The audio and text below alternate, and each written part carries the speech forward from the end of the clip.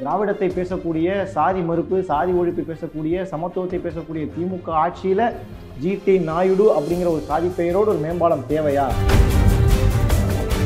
GT என குறிப்பிட்டு அவரது புகைப்படத்துடன் அடுத்த தலைமுறைக்கு அவரை கொண்டு சேர்த்தால் மகிழ்ச்சி தான். அல்லது ஜிடி நாயுடு என்ற பெயரில் தான் அடையாளப்படுத்த முடியும் என அரசு முடிவெடுத்தால் அது சாதியை வளர்ப்பதற்காக இருக்காது என நம்புவோம். இது உண்மையிலேயே அவங்க கேட்ட கேள்வி முரண்பாடா இல்லை திருமாவளவன் சொன்ன பதில் முரண்பாடாங்கிறது தெரியல. ஜிடி என்று மட்டுமே பெயர் வைத்து அவருடைய திருவுருவப் படத்தை வைத்து புதிய தலைமுறையிடம் கொண்டு போய் சேர்த்தால் அது மகிழ்ச்சி.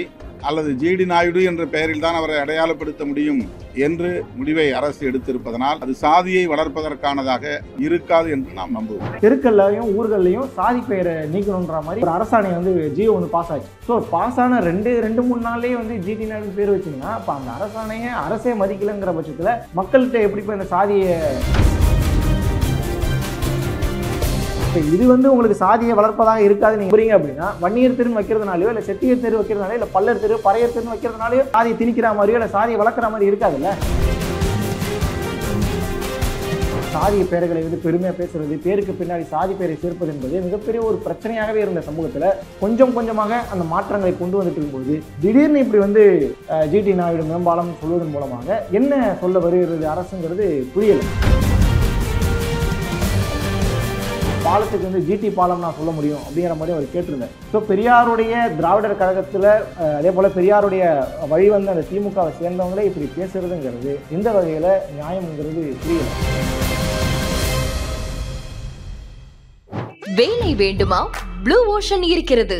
10th 12th டிப்ளமோ டிகிரி படித்தவர்களுக்கு உணவு, தங்குமிடம், இஎஸ்ஐ, பிஎஃப் இன்சூரன்ஸ் உள்ளிட்ட சலுகைகளுடன் அனுபவத்திற்கேற்ற நல்ல சம்பளம் 15,000 முதல் 30,000 வரை. பெண்களுக்கு முன்னுரிமை. 2,000க்கும் மேற்பட்ட வேலை வாய்ப்புகள் உள்ளன. இப்போதே தொடர்பு கொள்ளுங்கள். Blue ocean. ஐத்தமிழ் நேயர்களுக்கு வணக்கம். அக்டோபர் 9 கோவையில் ஜிடி நாயுடு மேம்பாலம் திறக்கப்பட்டது.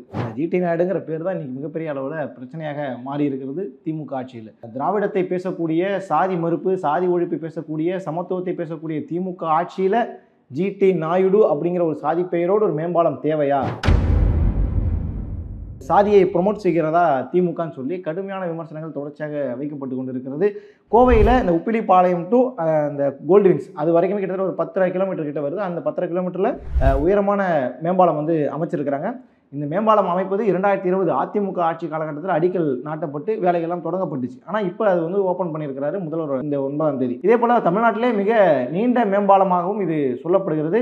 கிட்டத்தட்ட 1791.23 கோடி அந்த மதிப்பீட்டில் கட்டப்பட்ட அந்த கோவை அவினாசி அந்த மேம்பாலத்தும் மிகப்பெரிய அளவில் எல்லாருமே பார்த்துட்டு பார்வையிடக்கூடிய காட்சிகள் தொடர்ச்சியாக தாவை கலந்து ஒருத்தவங்க வெளியே போனால ஒரு சின்ன பொண்ணு அவங்க ப்ரொமோட் செய்யக்கூடிய வீடியோக்கெல்லாம் கூட சமூக வலைதளத்தில் அதுவும் கேலி கிண்டலெல்லாம் செய்யப்பட்டு இருக்கு. சரி, இப்போ இதனால என்ன அப்படின்னு பார்க்கும்பொழுது கோவை அந்த அவினாசியில் திறக்கப்பட்டிருக்கக்கூடிய இந்த தமிழகத்தினுடைய நீண்ட இந்த மேம்பாலத்திற்கு ஜிடி நாயுடு அப்படிங்கிற பேரை தமிழக அரசு வச்சதுங்கிறது அவர் ரிப்பன் வெட்டி கொண்டாடுவது என்பது ஏற்புடையதா அப்படிங்கிற கேள்வியை புதுவெளியில் கேட்டிருக்கிறாங்க. அவர் என்னதான் சயின்டிஸ்ட்னு சொன்ன தமிழ்நாட்டினுடைய சயின்டிஸ்ட் அப்படின்னு சொல்லி ஒரு பேர் வந்துச்சுனாலே ஜிடி நாயுடுங்கிற பேரை தவிர்த்துட்டு நம்மளால அடுத்த ஒரு பேரை நம்மளால யோசிக்க முடியாது. அதுக்கு பிறகுதான் ஒரு பேரை நம்மளால யோசிக்க முடியும். அந்த அளவுக்கு தமிழ்நாட்டுடைய பாடநூல்களில் தொடங்கி தமிழ்நாட்டினுடைய வாழ்வாதாரங்கள், வாழ்வியல்கள் வரைக்கும் பல கண்டுபிடிப்புகள் அவரோட கண்டுபிடிப்புகள் நம்ம பயன்படுத்திட்டு இருக்கோம். அதை பார்த்துட்டு இருக்கோம். ஸோ அவருடைய பங்களிப்புங்கிறது மிகப்பெரிய அளவில் தமிழ்நாட்டுக்கு இருந்திருக்கு.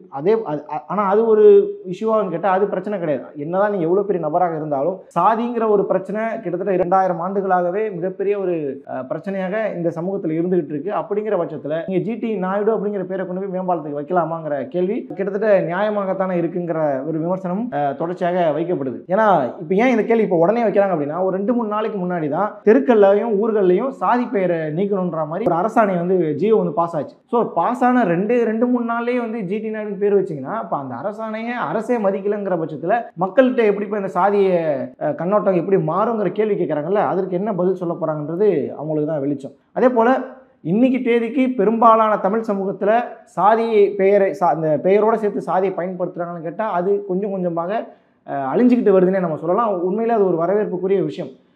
அயோத்திதாச பண்டிதர் ஆரம்பித்து பெரியார் வரைக்கும் இன்றைக்கி களத்தில் போராடிட்டு இருக்கிற வரைக்குமே இதற்கான பங்களிப்பு இருக்குது. சாதி ரீதியான அந்த பார்வை, சாதி ரீதியான கண்ணோட்டத்தில் அணுகிறது, சாதிய பெயர்களை வந்து பெருமையாக பேசுறது, பேருக்கு பின்னாடி சாதி பெயரை சேர்ப்பது என்பது மிகப்பெரிய ஒரு பிரச்சனையாகவே இருந்த சமூகத்தில் கொஞ்சம் கொஞ்சமாக அந்த மாற்றங்களை கொண்டு வந்துட்டு இருக்கும்போது திடீர்னு இப்படி வந்து ஜிடி நாயுடு மேம்பாலம் சொல்வதன் மூலமாக என்ன சொல்ல வருகிறது அரசுங்கிறது புரியலை. இப்போ வரலாறு நம்ம எடுத்து பார்த்தோம்னா அயோத்திதாச பண்டிதரில் தொடங்கி பெரியார் வரைக்குமே இந்த சாதிய ஒழிப்புக்காக எவ்வளோ போராடினாங்கன்றது நம்ம சொல்லி தான் திமுகவுக்கு தெரியணும் கிடையாது. ஏன்னா அந்த பட்டறையில் உருவான கட்சி தான் திமுக.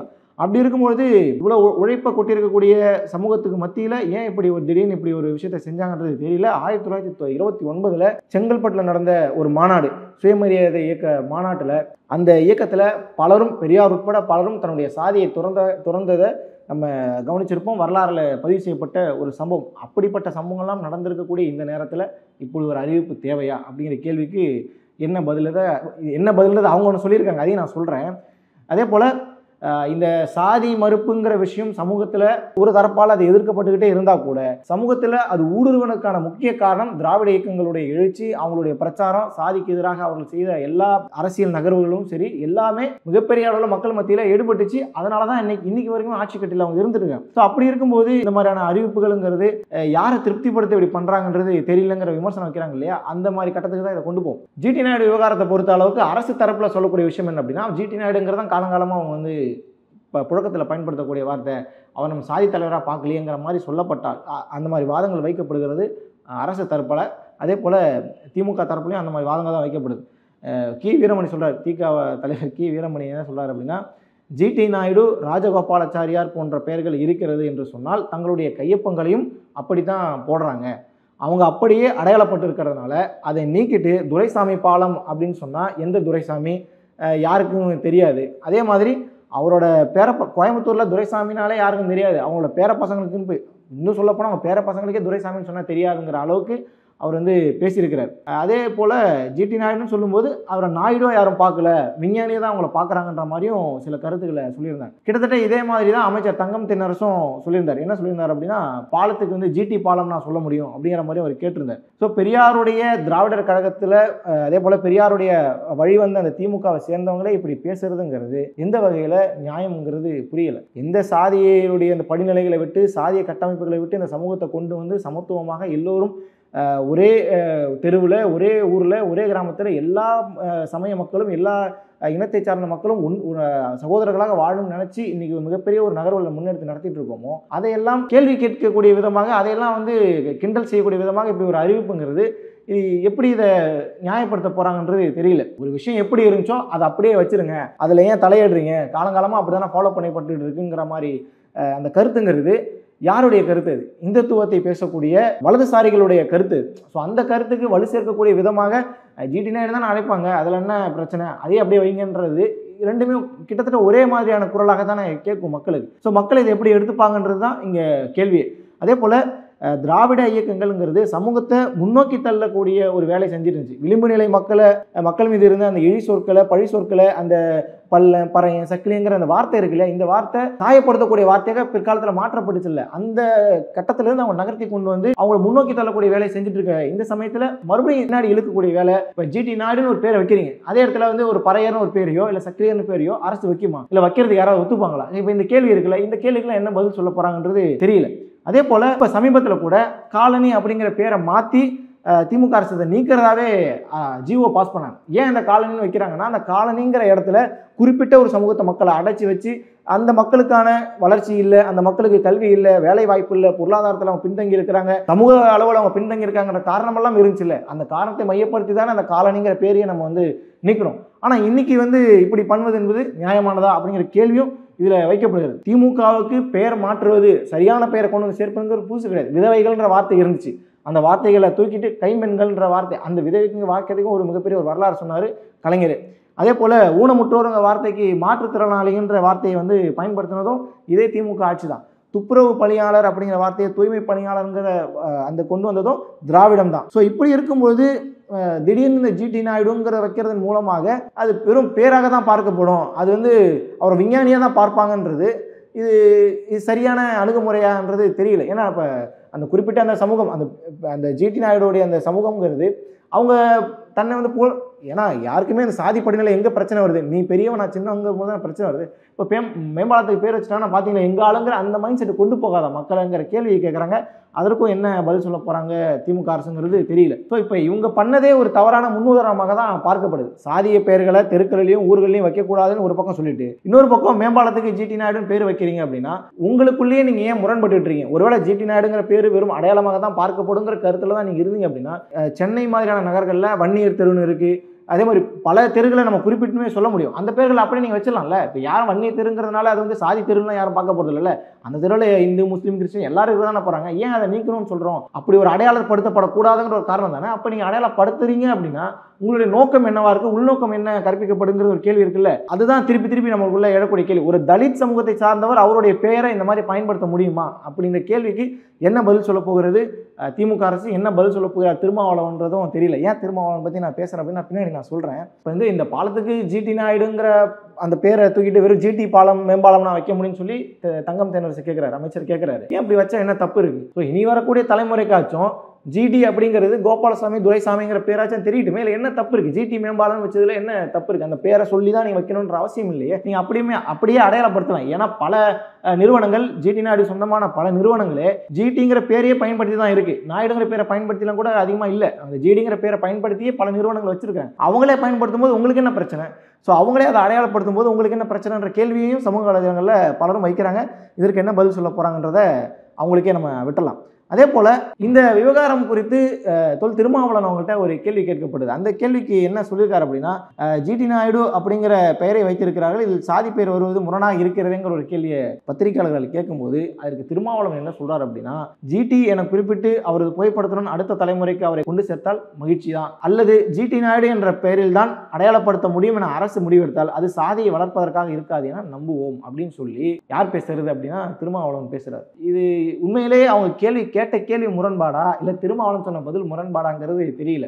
ஜிடி நாயுடுங்கிறது ஒரு சாதி பேராகவும் அடையாளப்படுத்தாமல் நார்மலாக கொண்டு போகிறாங்க அப்படின்னா அதில் பிரச்சனை இல்லைங்கிறதுலாம் ஏன் பெரியாருக்கு தெரியாது? அப்புறம் ஏன் அவர் அந்த சாதியை துறந்துட்டு ஏன் வரணும்? சாதி பெயரை எதுக்கு அவர் நீக்கணுங்கிற கேள்வி இருக்குல்ல. இப்போ என்ன நடந்துகிட்டு இருக்குன்னே ஒன்றும் புரியல.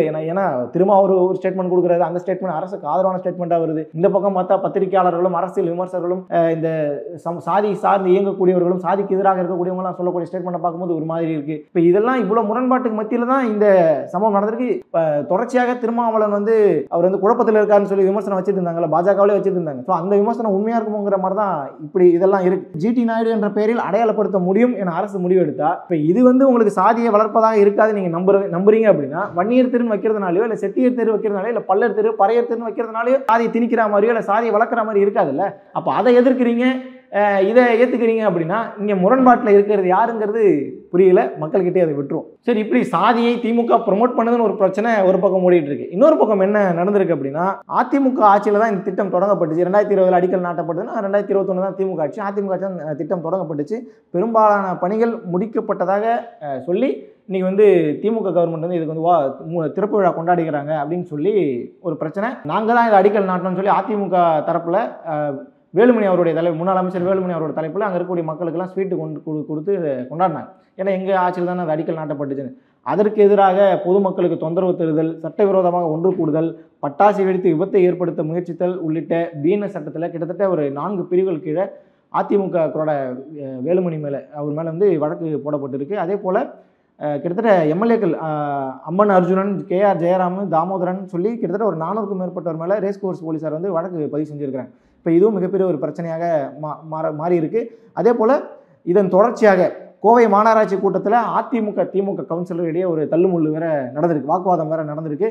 ஜிடி நாயுடு பாலத்தை கொண்டு வந்தது, அதாவது யார் அதுக்கு உரிமை கூறுவது, நீங்களா நாங்களாங்கிற பிரச்சனை தொடர்ச்சியாக இப்போ வந்து புதுசாக ஒரு பிரச்சனை ஆரம்பிச்சிருக்கு. ஒரு பக்கம் சாதி பிரச்சனை, இன்னொரு பக்கம் வந்து யாருக்கு இதுக்கு வந்து சொந்தம், யார் இதை கொண்டு வந்தான்னு சொல்லி லேபிள் ஓட்டக்கூடிய பிரச்சனையும் ஒரு பக்கம் நடந்துட்டு இருக்கு. இப்படி ஒரு மேம்பாலம் திறந்து சாதி ரீதியான ஒரு கண்ணோட்டத்தை திமுக செயல்படுத்துங்கிற ஒரு விமர்சனத்தையும் சுமக்க வேண்டிய தேவை வந்துடுச்சு. இது யார் திறந்தா, இது அதிமுக ஆட்சியில் திறந்த அடிக்கல் நாட்டினதில் நீங்கள் வந்து ஸ்டிக்கர் ஒட்டிக்கிட்டீங்களான்ற மாதிரி விமர்சனமும் வந்திருக்கு. இப்படி பலதரப்பட்ட பிரச்சனைகள், பலதரப்பட்ட விமர்சனங்கள் இந்த ஒரு மேம்பாலத்தினுடைய இந்த பெயரின் மூலமாக அந்த மேம்பாலத்தினுடைய திறப்பு விழா மூலமாக இன்னைக்கு வெளியாகி இருக்கிறது என்பது திமுக ஆட்சிக்கு இது வந்து ஒரு அவப்பெயர் ஏற்படுத்தக்கூடிய ஒரு செயலாக தான் பார்க்கப்படும். ஏன்னா ஆரம்பத்திலே சொன்னது போல திமுக அப்படிங்கிறது தாவத்தினுடைய எழுச்சி அப்படிங்கிறது சாதிய மறுப்பு, சாதிக்கு எதிராக செயல்படக்கூடிய ஒரு சிந்தனை உள்ள ஒரு கட்சியாகத்தான் திராவிட கட்சியில் இயங்கிட்டு இருக்க சமயத்தில் இப்படி நீங்கள் செய்வது என்பது ஒரு பக்கம் அரசியல் ரீதியாக உங்களுக்கு மிகப்பெரிய ஒரு பிரச்சனை ஏற்படுத்தும், இன்னொரு பக்கம் மக்களுக்கு மத்தியில் உங்களுக்கு மேலே இருக்கக்கூடிய நம்பிக்கை, சாதிக்கு எதிராக பேசிக்கிட்டு இப்போ வந்து சாதிக்கை ப்ரமோட் பண்ணிட்டு இருக்குங்கிற ஒரு சிந்தனையை மக்கள் மத்தியில் கொண்டு போகக்கூடிய வேலையை எல்லோருமே செய்வாங்க. அப்படிப்பட்ட கட்டத்தில் தான் இன்னைக்கு திமுக தள்ளப்பட்டிருக்கு. தொடர்ச்சியாக இப்போ புது பிரச்சனைகளும் ஆரம்பிச்சிருக்கு. ஸோ இந்த பிரச்சனைகள்லாம் திமுக எப்படி எதிர்கொண்டு இதை எப்படி நியாயப்படுத்த போகிறாங்கன்றத பொறுத்திருந்து அவங்க கையில் நம்ம விட்டுருவோம். அடுத்த நிகழ்ச்சியில் சந்திப்போம். நன்றி.